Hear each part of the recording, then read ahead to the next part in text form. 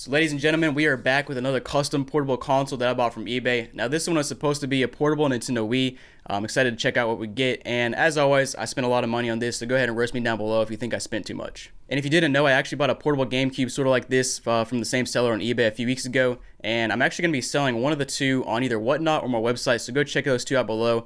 You'll get $10 off your first Whatnot purchase, or you'll get a discount code from my website. So let's go ahead and open this bad boy up. Pretty excited to see what they sent us. Pretty small box, which that makes sense since it's a portable console. But like I said, it's a portable Nintendo Wii. It has real hardware. It's completely custom. You know, this is not something you get from Nintendo themselves. This is somebody taking a Wii motherboard, trimming it down, putting it in a custom 3D printed case. And yeah, all right. So you got some packaging. We got a little case here.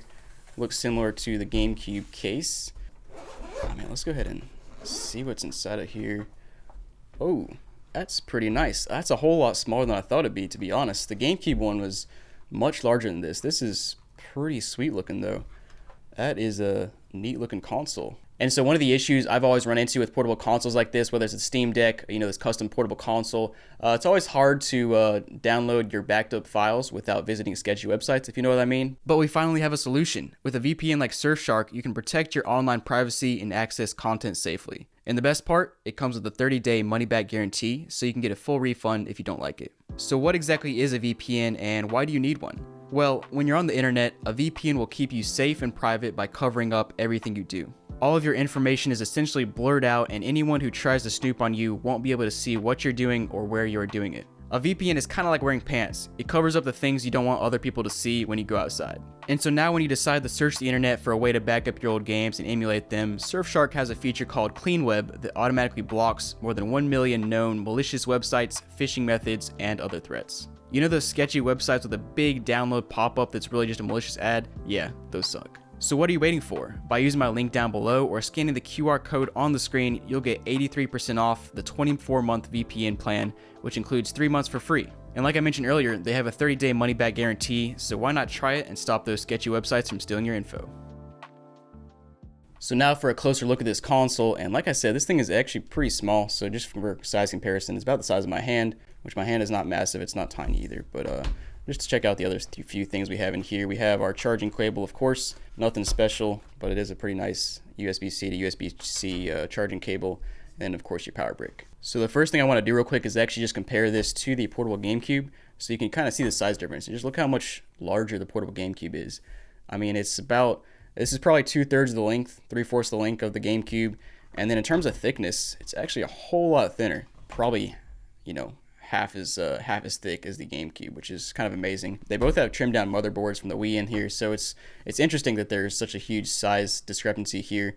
But I like the compact form factor. It's nice, especially if it's got all the same functionality as the portable GameCube, but we're about to find out. So at first look, it looks like the same type of 3D printed case as the GameCube. Somebody in the comments of the other one told me it was resin printed. I'm not sure if that's accurate or not, but actually from this angle, it looks like doesn't look as perfect as the other one. It feels nice, but it looks almost like there's cracks there. I don't know if that's just a thing with resin 3D printing. Not sure, but overall it looks pretty nice. You know, usually 3D printing has an interesting texture to it just because that's how the process goes.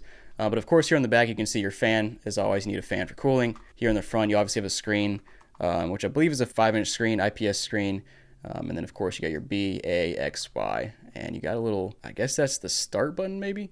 Looks like the same plus button they have on the Switch. I don't know, we'll figure it out. And then here on the bottom you have a button here, which I would assume is maybe power, because I don't see another switch. We also have a USB-C port, which is for charging and data transfer. Have a headphone jack. Your heatsink has a little hole right there. And then there's 3 other buttons here. Not sure what those are for. I guess we'll figure it out later. And then here on the top, we have our left trigger, right trigger, and then our Z button. And then these thumbsticks look familiar. For some reason, I can't remember off the top of my head where these came from. This might be from a Pro controller for the Wii. And then we have a D-pad that actually feels pretty solid. And then last but not least, if my dog will stop barking in the background, we got a light up here, 2 speakers, and yeah, let's go ahead and turn this bad boy on. So like I said, I assume this is the power button here, but I probably need to plug it in because usually these things are in charging mode, or in shipping mode, excuse me, so I can't power them on unless I plug in the charger. All right, so I have it plugged in now. We'll try this power button, see if that is a power button. Aha, it is. Okay, so I held it down. We have an orange light flashing over here now, which I assume means charging, and hopefully the screen will turn on. Oh, there it is. That was actually a pretty quick boot. So it has RV Loader on it, which is essentially a custom built firmware for these portable consoles. Some guys in the BitBuilt forum built it. Really smart guys. I don't know how they do it, but they do. So a couple of cool things up in the top right hand corner. We have our charging percentage, or our battery percentage, so you can see how much it's charged. We also have a temperature gauge right here. I'm not sure where that temperature is being read at, but I would assume at the hottest point in the console, which is probably the CPU, GPU, something like that. And now here's an interesting thing. I just unplugged the charger and it dropped from 97% to 88%. Not sure why I did that, but oh well. All right, so in terms of settings, we have different themes you can select. So here we only have one theme right now. We can load up some other themes and it kind of just changes the background of the screen, which is cool. If you come over to controller, you can test out your buttons. And as you can see, it's actually just recognizing it as a GameCube controller. So I'm trying to figure out how to go back now. It says press L plus R to go back, but when I press it, it doesn't go back. I'm not sure what the deal is there. And by the way, this is the start button. When I press the plus, it lights up the start button. And also, by the way, I just pressed the buttons, the 3 buttons on the bottom that were mysteries, and apparently it controls everything on the screen, so you can change our contrast, our hue, saturation, brightness, all that good stuff, so that's nice. So an interesting thing on the buttons tester I just figured out, so you can press down and it's kind of like a half press, and then if you press even further, it actually clicks. So it's kind of like two different settings to the triggers, which is interesting. And so when you use the right stick, you can select which page you want to go to. So we'll go to Homebrew, and we should see a few channels here. Yep, so we got BB Loader, Nintendo, and RB Loader. Now these other channels, we can go to Virtual Console, you can go to Wii games, GameCube games. Now I need to load up some games and stuff, so let me go ahead and plug this thing in, load up some games, and we'll come back and test this thing out. So I got some stuff loaded up on this console, and in that process, I found out a few things. So first of all, I figured out where I recognize these joysticks from. They are Switch joysticks, and also the buttons are from the Switch as well. Just all different colors, which is why I did not recognize them at first. And I also learned that this thing is called the Louie. It's actually a portable design that the Ginger of Oz created a few years ago. I guess he released blueprints so that other people could copy it, but let's go ahead and turn this thing on, and I'll show you what I loaded up and we'll test it out. First of all, so I loaded up some stuff. So we have our channels here. As you can see, we're already on our channels. I actually loaded up the internet channel for the Wii, and the Wii shop channel. No idea if it's going to work at all, but I want to try to boot it up and just see what it does. So I guess it doesn't work because it's been on this launching screen for a while now, and I'm not too surprised because Wii channels and Virtual Consoleware are in beta right now on RV Loader, according to bitbuilt.com. So some stuff works, some stuff doesn't. Not surprised it doesn't work. But let's try out our Virtual Console. So this is basically like Virtual Console stuff you can load up on your Wii U, that sort of thing. So we got Mario Kart 64 and Kirby 64. I'm going to try out Mario Kart 64 and see if it works. Alright, well apparently that does not work either because I'm on another black screen. And something else I just thought about, how do I change the volume on this thing? Because there is no volume rocker on the bottom or anywhere else on this thing. And I've gone through the settings on here and there's nothing for volume.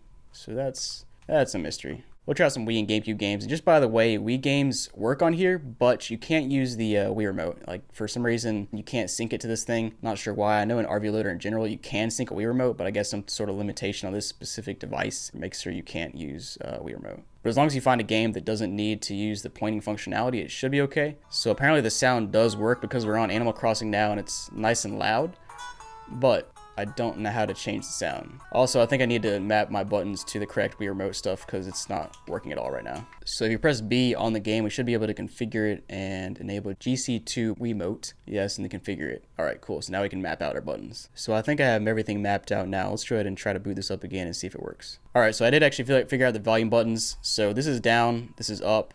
You just don't see any visual anywhere, but that changes it. Cool. All right, so that works. A works now. Now the question is, do we have to use this Wii remote right here or this the pointer to do stuff? Alright, so I finally figured out all the GC2 Wiimote stuff. So I enabled it so that the cursor goes away after you're not touching the C-stick, and I made it so the C-stick actually controls the cursor. But the problem is it's still pretty hard to type here. Like, I mean, as you can see, it's pretty dang sensitive, but it does work. It is possible once we get everything typed in on you know, when you go to screens and you have to type stuff in, that's gonna be a pain in the butt. But then once you get to, you know, normal games, and it shouldn't be too bad. Let's go back and try a GameCube game. Use our C-stick, go up to the top right-hand corner. We got Gotcha Force and Mario Kart Double Dash. We'll go ahead and go with the classic Mario Kart Double Dash. I probably need to enable my GC2 Wiimote, but we'll see what happens. All right, there it is, Mario Kart Double Dash. So to be honest, I've never actually played Mario Kart Double Dash. I've played pretty much every other Mario Kart, but I've never played Double Dash. I mean, maybe like once or twice, but I don't remember it, to be honest. But, you know, just playing this game, it plays great. I've had no issues once I get a game up and running, and I mean that makes sense because it's real hardware, so it should play Wii games and GameCube games flawlessly once they're up and running. And something else to mention is, honestly, I don't think the camera does the screen justice. Like, it's a pretty crisp looking screen for a a GameCube and Wii games, which were like 480p games, so or even less for GameCube. But it's a pretty solid looking screen, pretty solid looking device, and I actually like the form factor. Like, this thing is pretty small. It's not that large, especially compared to the GameCube portable I have. And I also wanted to go back to Virtual Console and try Kirby 64 and see if that works, because Mario Kart 64 did not work. Alright, so Kirby 64 appears not to work either. I do know there are some Virtual Console games that work because I have played some Virtual Console games on the portable GameCube, so I guess just the ones I downloaded today do not work. And one more game, I also wanted to do a little bit of gameplay of Gotcha Force. Alright, I had no idea how to play this, so we're going to see how this goes. I'm just mashing buttons right now and slamming people. It's very chaotic. It's definitely a very interesting game. I guess I have some sort of power up right now. No idea how to really play, so I'm just kind of going at it right now. So last but not least, I want to open this console up and see what it looks like inside. I imagine it looks pretty good, considering how good the outside looks. But let's go ahead and open it up and see what it looks like. So it looks like it should be pretty straightforward to open up. I see 1, 2, 3, 4, 5 screws. So all the screws are out. Let's go ahead and take this thing apart. I got to figure out which way to open it up without stretching a bunch of wires. Alright, so if I go this way, the batteries stay intact and I don't rip out any wires. I always want to be careful with these things because there are a lot of wires that are straddling across the two sides. The good thing about this is it looks like it was designed pretty nicely, so there's no wires like straddle from up there to down there, which is really annoying, but this looks good. Frankly, I don't know all the components in here. It's actually kind of cool. It's got a little Louis right here, so that's apparently a custom board. I'm sure there's a few other custom boards in here. That looks custom. That looks custom. That down there looks custom. Looks like the USB. Actually, that's a micro USB down there, so that's what connects to your Wii and basically controls the brains, or is the brains. And then of course up here is the screen. You got 4 battery cells, and then you have your Wii right here, which gets a little bit hot. That's why there's a fan, but it's not like terribly hot, so nothing crazy. And you also have a battery down here so you can keep time in your games. I guess that's how that works. But yeah, I mean, overall, I think this thing looks really nice inside and out, and it's a pretty impressive device. I think it is worth the money if you have that money to spend and you're looking for a custom device like this. I know there's a lot of people that are going to go on there and say that this thing should cost $300, but frankly, it's just never going to be $300 because of the time, effort, money that's put into something like this. So yeah, let me know down below what you think of this console, and thanks for watching.